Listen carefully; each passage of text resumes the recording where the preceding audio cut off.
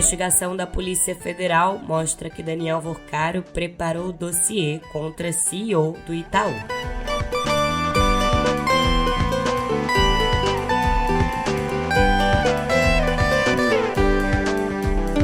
Aécio Neves desiste da disputa ao Planalto e PSDB não vai ter candidato à presidência em 2026.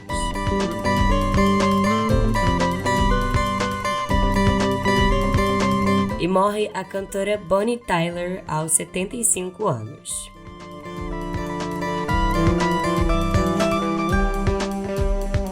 Olá pra você, tudo bem por aí? Bom dia, boa tarde ou boa noite. Hoje é sexta-feira, que coisa boa! Dia 10 de julho de 2026. Eu sou Yasmin Restum, a sua anfitriã, e já tô aqui com meu café quentinho sem açúcar, mais do que pronta para te contar tudo que você precisa saber para ficar mais bem informado. Agora, no pé do ouvido. Simbora!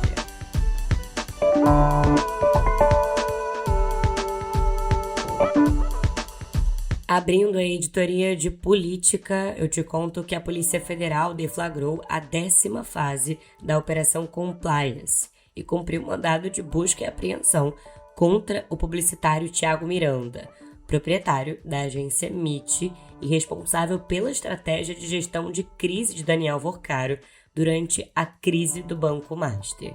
A estratégia do publicitário Thiago Miranda incluía a contratação de influenciadores para fazer ataques ao Banco Central e a produção de dossiês sobre adversários do mercado financeiro e de outras áreas.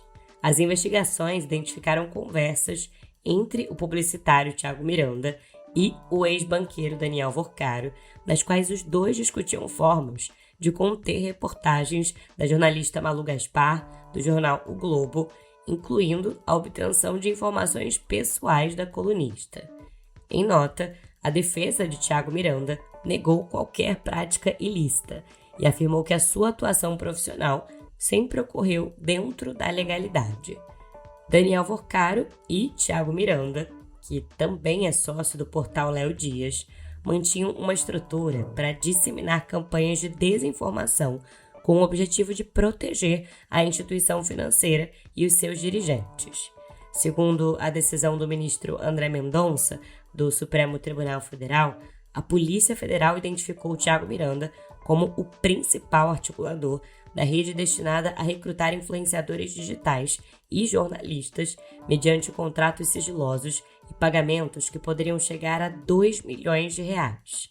Na decisão, baseada em relatório da Polícia Federal, que diz que a operação de Miranda tinha contornos de máfia, o ministro André Mendonça afirma que, embora não tenham sido identificados elementos que apontem para a existência de vínculo operacional entre o time de Thiago Miranda e outros investigados ligados ao grupo criminoso, como aqueles inseridos nas estruturas denominadas A Turma e Os Meninos, foi verificado a utilização de um modus operandi semelhante ao empregado pela organização criminosa de Daniel Vorcaro.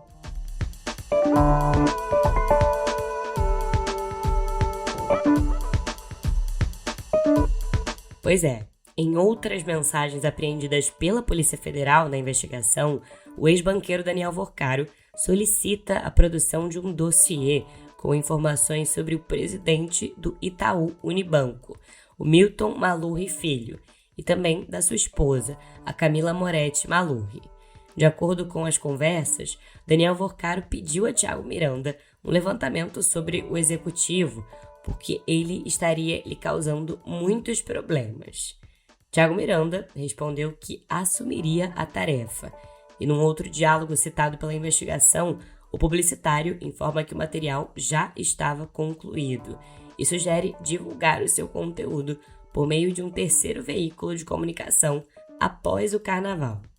A gente segue acompanhando todas as novidades sobre o caso Master e traz aqui para você.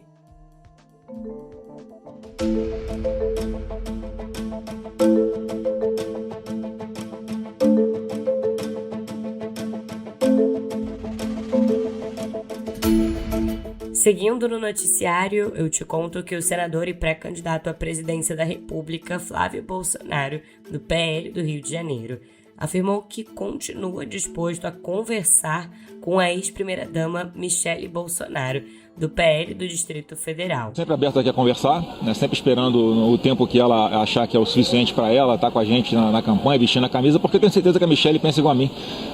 Ninguém aguenta mais 4 anos de PT. Essa declaração foi dada no retorno de viagem aos Estados Unidos, onde o Flávio participou de uma audiência pública promovida por uma agência norte-americana sobre a proposta de impor tarifas a produtos brasileiros.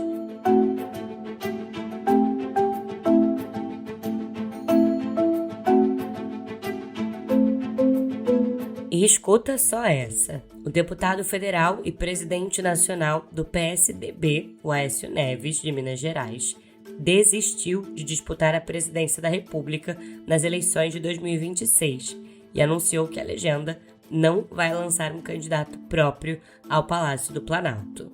O Aécio afirmou que a decisão faz parte de uma estratégia de reorganização do partido e sinalizou que o PSDB pretende concentrar esforços na reconstrução da sigla com vistas às eleições de 2030. O dirigente também descartou a possibilidade de apoiar o presidente Luiz Inácio Lula da Silva, do PT, ou o senador Flávio Bolsonaro, do PL, em um eventual segundo turno. Com essa decisão, o PSDB fica de fora da disputa presidencial de 2026 pela primeira vez desde a sua fundação, em 1988.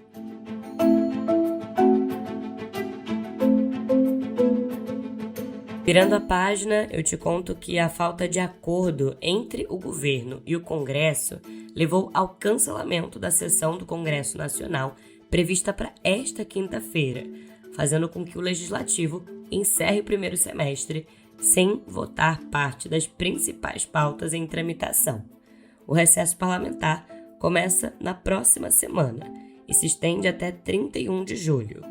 Na sequência, o calendário eleitoral reduz o ritmo de votações, com a Câmara e o Senado funcionando apenas em semanas de esforço concentrado, o que deve adiar a análise de matérias consideradas prioritárias. Nos bastidores, parlamentares atribuem a paralisia ao desgaste na relação entre o presidente Lula e o presidente do Senado, Alcolumbre. Eu te lembro de que os dois ainda não retomaram o diálogo após a rejeição pelo Senado da indicação de Jorge Messias para uma vaga no Supremo Tribunal Federal em abril.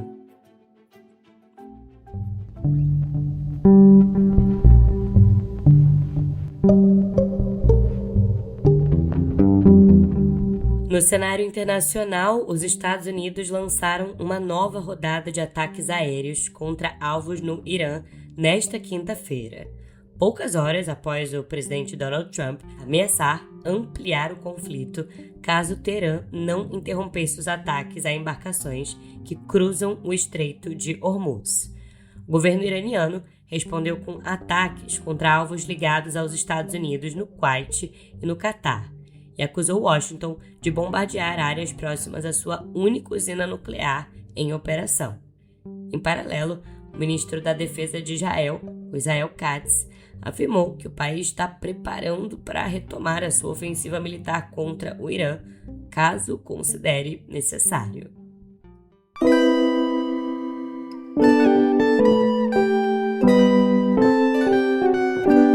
Abrindo a editoria de Viver, eu te conto que o ministro da Fazenda, Dário Dorigan, afirmou nesta quinta-feira que o governo federal vai endurecer as regras de publicidade de apostas esportivas.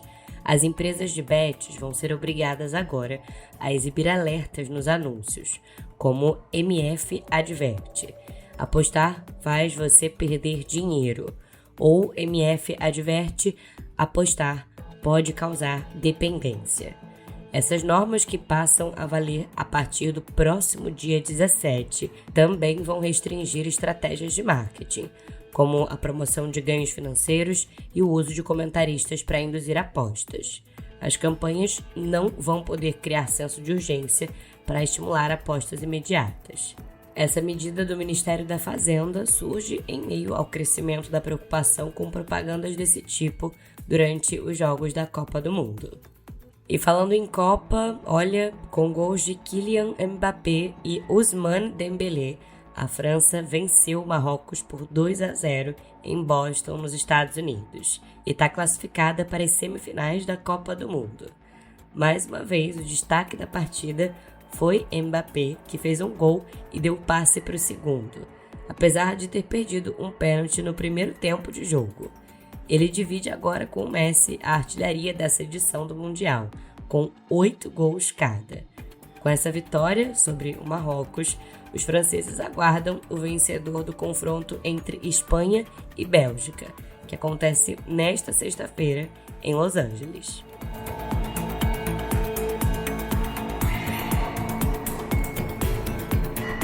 Mudando de assunto, escuta só essa.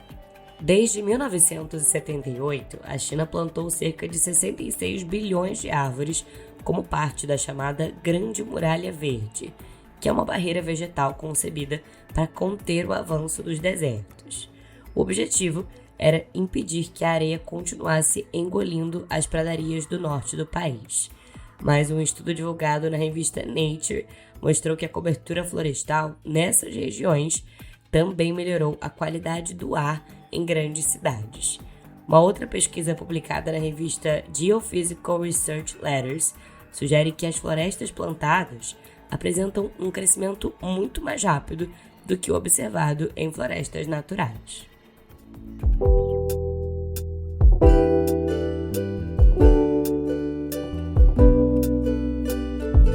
Abrindo a editoria de cultura, eu te conto que o Festival de Cinema de Locarno revelou a programação da sua 79ª edição, com um filme brasileiro na competição internacional.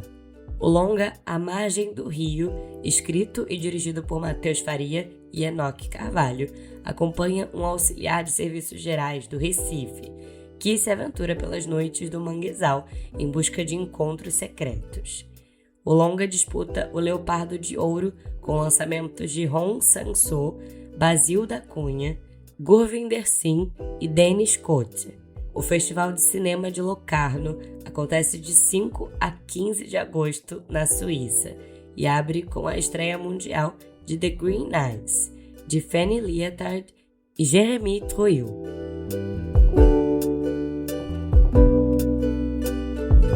E a 13ª temporada de American Horror Story tem estreia marcada para 24 de setembro no Disney Plus.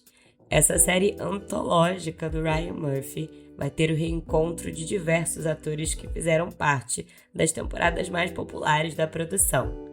Entre os retornos estão Sarah Paulson, reprisando seu papel como Cordelia Good, e Jessica Lange, que esteve no 8º ano em 2018. Isso além de Evan Peters, Angela Bassett, Kathy Bates e Emma Roberts. Tudo nessa nova temporada que vai apresentar os novos membros ao elenco, incluindo Ariana Grande, John Waters, Paul Anthony Kelly, Joey Polari e Alex Consani.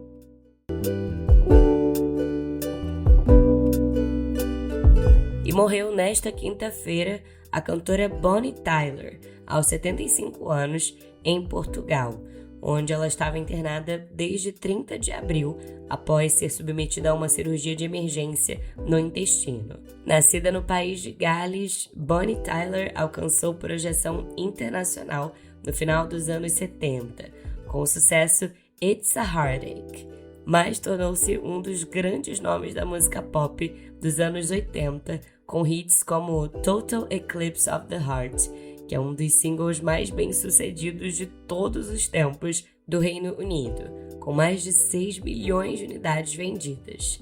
Tem Holding Out for a Hero, que fez parte da trilha sonora do filme Footloose.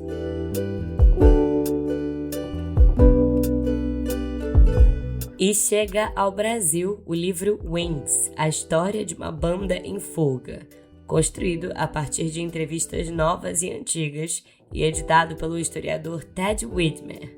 que conta o processo de transição pelo qual passou Paul McCartney de ex-Beatle a líder da banda Wings.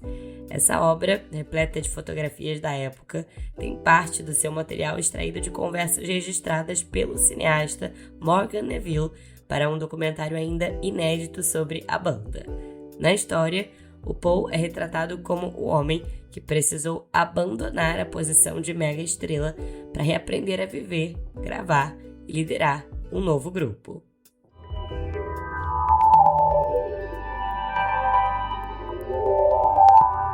Chegando à editoria de cotidiano digital, eu te conto que a Meta planeja iniciar a fabricação do seu chip de inteligência artificial, chamado de Iris, a partir de setembro, como tentativa de expandir a sua capacidade computacional a 14 gigawatts até 2027. E tudo isso faz parte de um plano de 4 gerações de chips para reduzir a dependência da Meta de fornecedores como a Nvidia e a AMD, segundo um memorando interno obtido pela Reuters. Os testes do chip Iris levaram apenas 6 semanas e não encontraram problemas graves. Ele vai ser fabricado pela TSMC e desenvolvido em parceria com a Broadcom. A Meta prevê gastar até 145 bilhões de dólares em infraestrutura de IA só em 2026.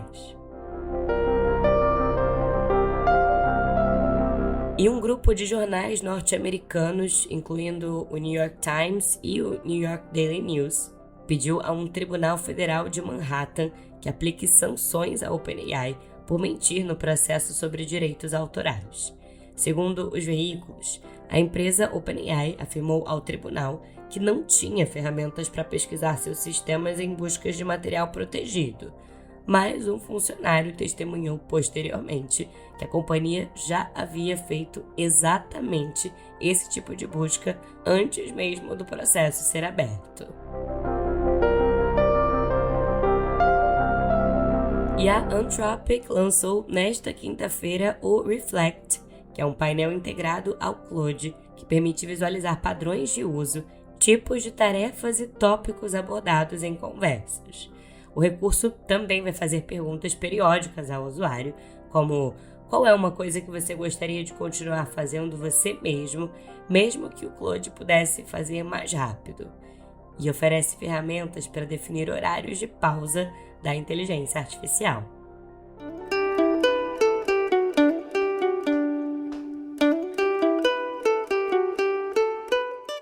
E vamos chegando ao final de mais um episódio. Queria agradecer e muito pela sua companhia e preciso agradecer também aos colegas aqui da redação do Meio que fazem esse podcast ser o seu melhor companheiro diário de notícias.